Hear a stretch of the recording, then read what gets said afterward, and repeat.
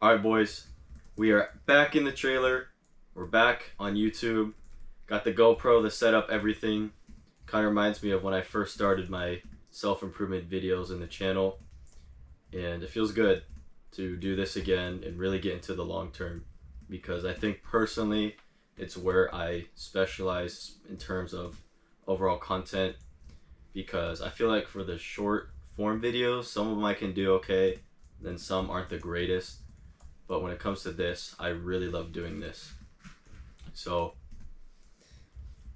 as you guys see the title, it is You Have the Time and You Can Also Make the Time. And I'll give you an example here. So for me, it's journaling. Around when I first started my channel and getting into this journey, maybe I was 16, late 16, going on 17. And I got into the reading the books, the journaling, making videos, even had a small side business where I was doing print on demand, which actually did pretty good for a very short amount of time. But we'll do that in a business video or something. Anyway, when I started, and this was also, I was still in school, by the way. I finished school last year. It's almost been 2 years. I really loved journaling. I really got into it. And it stuck with me for the longest time, where I was journaling. Actually, even in my books, I would write down the days. This is probably my 4th book or so, but where I'd be journaling every single day for like 200-300 days, and then there was like a streak where it stopped, and then I'd get back onto it. And I think right now, I just wrote today, is day 849, which is crazy. And there was a lot of jumps through the time. But anyway, more of recently, I haven't been journaling as much as I normally did, because aside from today, the last time I journaled was 61 days ago, which is insane to think because the days go by very quick now. And for some reason, this year, 2025, has been absolutely insane. It just went by like nothing, within a snap of a fingers. And 2025 wanted me dead, bro. It was crazy. Anyway, so what kind of got me back into some small things, or what really helped, was kind of just really doing them again and not making excuses, I'll say, because before then I had school, but I didn't have a job. But now I have a job. Sure, the hours are weird. I work 10 hours a day, but I would have some time after work. So I actually used to work the swing shift. That was crazy. I was getting home at 3 in the morning, waking up at like 11 in the morning, 12 in the afternoon, and there wouldn't be much time before work. So basically throughout the 4 days of the week, I'd be working all week, and I'd only have time on the weekends. So thankfully I don't do that anymore. I'm switched to the day shift, and I get a couple hours after work, right? So, however, the thing was, I stopped doing things like, let's say, going to the gym every day, and I didn't make as much time for it as I wanted to and that I used to, until I just really said to myself, like, you know what? I have 3-4 hours, maybe 5, depends on what time I go to bed, to fit an hour or two, hour and a half to go to the gym. It's like, all right, we'll try it. We'll try it for the week, and we'll keep doing it. And then it ended up just being fine. It ended up working out, because I'd get there, go to the gym, do whatever workout I'm doing for the day, and then still have time at home. And before that, it was completely different. It was like, oh no, I don't have time today. Maybe I'd go once a week, or maybe once every other week. So I kind of lost that consistency, but just telling myself that I can do it, I can make the time, I have it. I just have to do the action. I have to act, right? Really kind of saved that to where now I've been going a lot more often after work, till almost every day after work. So even then, that I'm actually trying to get something more on the weekends, in terms of like what's that, MMA gyms, or something with kickboxing, wrestling, or they have jiu-jitsu too. But so things like that, and being able to now have some money, just put up in my pocket, some extra money in my pocket with working, to be able to go out and do more things. So another thing that goes on top of that too is reading books. And again, when I was really new to this, I was reading a lot of books. And I really love reading, but what really also got me to stop is when I started developing new things and doing more, I kind of, I guess, pushed reading away a little bit. And I felt like when I was reading books, I was like missing out a lot on whatever else was happening. But then I realized like it doesn't really matter because let's say if I wasn't reading, what else would I be doing? If I already finished making videos or posting or I did my daily night routines, whichever it was, what else would I be doing? And would I just be doom scrolling on my phone or just be editing? I mean, editing's productive, but overall reading is something that I can also make the time for. So I have been reading a little bit recently, not as much as I want to.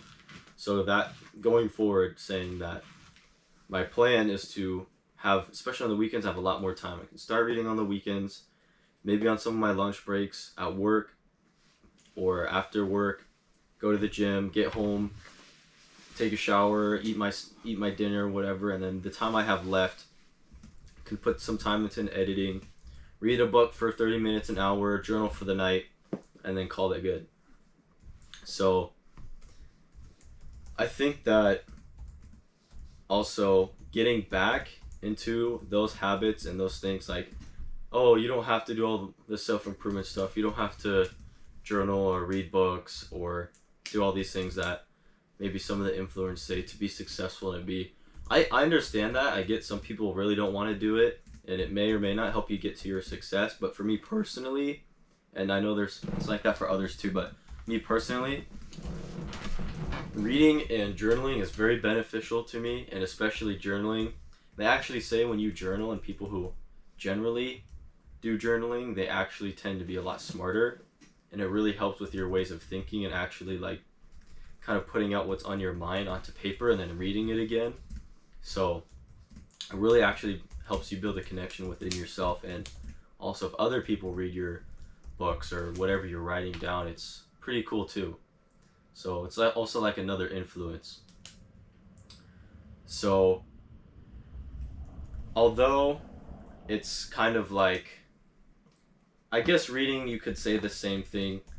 And they say, oh, reading books is stupid and you don't learn or benefit anything from that. I think there's actually a lot of good books that you can read that you can actually really learn things from and benefit from. Even history books are really good. Has to be like, make sure it's good history books and it's accurate and stuff. But I've read some books, sure, I get it. There's some books that aren't that great, or maybe you are kind of already past that level. You can say, oh, I kind of know this and I understand this, and it's just a book that really stick with you. And actually one of those was for me. I tried How to Win Friends and Influence People, and that was a really good recommended book. A lot of people really liked it. When I read it, I thought it was okay, but it just didn't really stick with me. And I think from reading Superior Man before and some other philosophy books, and I have a couple Buddhist ones too, reading those previously, kind of, I think actually I would say they're on a way higher, deeper level. So when I did read that, How to Win Friends and Influence People, I was kind of like, meh, like a so-so kind of feeling. But even then you can still learn from it, but I didn't really get through that book. But also, I think that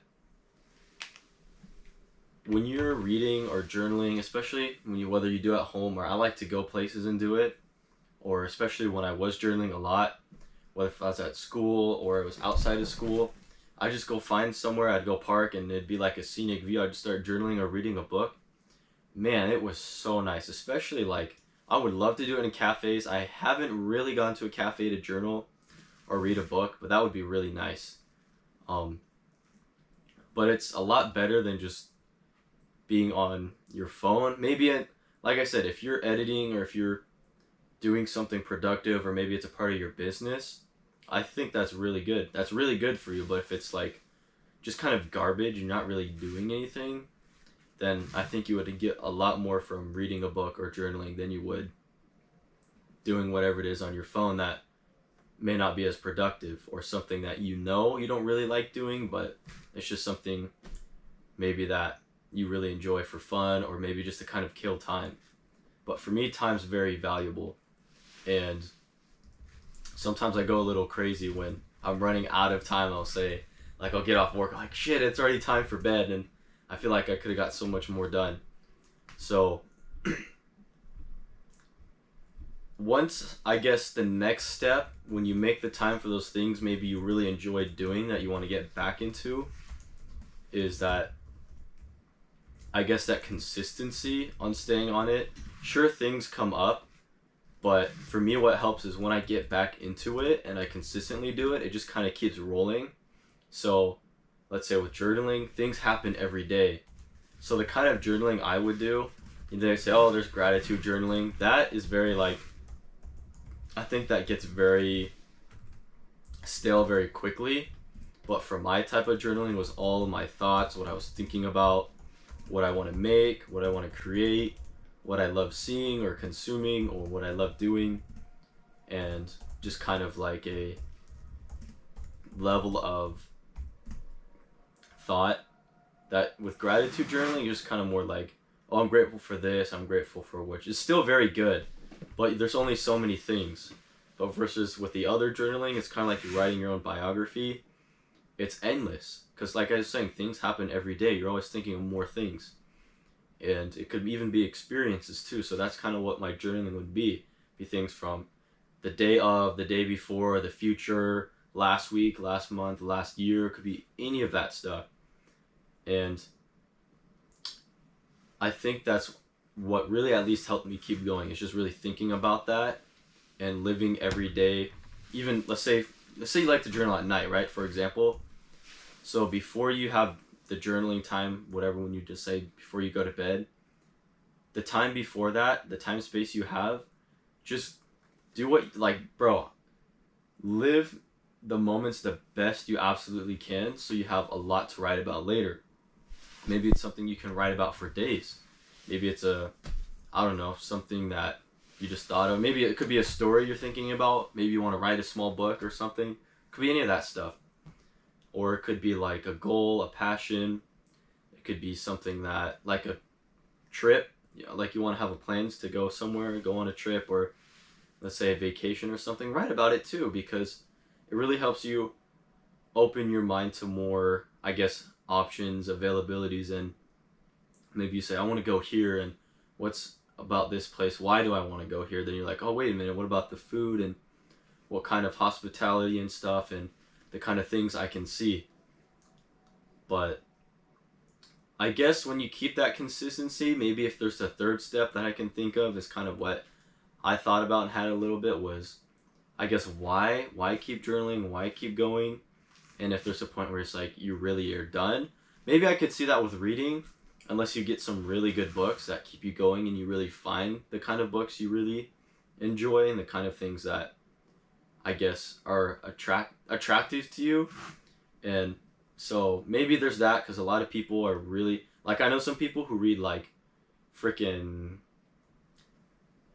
like hundreds of books in like year.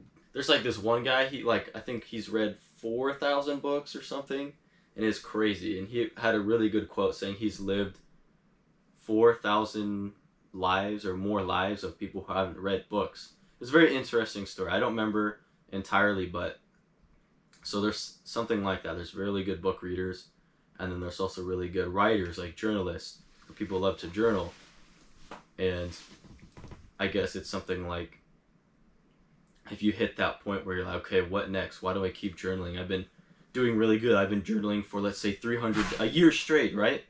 And you're like, okay, what about this year or the next year? Or is it getting complacent? Is it getting stale? Or is nothing really much happening? And I think if you're kind of thinking, okay, there's not a lot happening, maybe business is going good, life's going good, and I've just been kind of consistently journaling the same thing, I would say kind of move it to a different topic of something you don't know about. Maybe something within yourself. You're like, why do I really enjoy this part of, let's say, I got into business, things are going really well, and I'm really pursuing this dream, and I really love doing it, but maybe I haven't written about it yet. So for me, the overall purpose with journaling is to have a future for it and something with it, something I can look back and read on. and also something I can really develop from and become on a deeper level within myself. So whatever I'm really processing in my head, like what I'm thinking about, really comes out when I say it. So, and that's the thing I was saying, that's why I love long term, because I feel really good even just making this video. But like I was saying on the shorts, sometimes it doesn't feel as good or as, I guess, authentic maybe, but that's just kind of how I feel about the shorts. So I think it's a very important thing to really have a inner strength that you work on, and it's kind of like building up your, you could say, your spirit or your mental, emotional health, or whatever you want to say, or your spiritual health. It's strengthening it, and it's also increasing, I guess, your overall intelligence and understanding of yourself, the things around you, and what really matters to you. And I think a lot of people can actually really see that within each other, because sometimes you can actually read somebody and people can read you, and especially the kind of vibe you're giving off to people, or maybe how you act, or if you speak really well. So let's say you've been journaling for a long time and you're really good at expressing yourself, people can really see that and notice that. I'm telling you, you will really stand out. So I think that ends it for this video, and I actually really enjoyed doing this one. So if you guys have any questions, let me know in the comments below. And if you know somebody who also maybe was talking to you about something similar like this, share this video with them and maybe it will help. So thank you guys for watching. I really loved making this. I'm so excited to just pump out these kinds of videos, and I feel like this is kind of where I kind of belong, I'll say. I love YouTube, and this is where I started. So yeah, thanks for watching, guys, and I'll see you on the next one.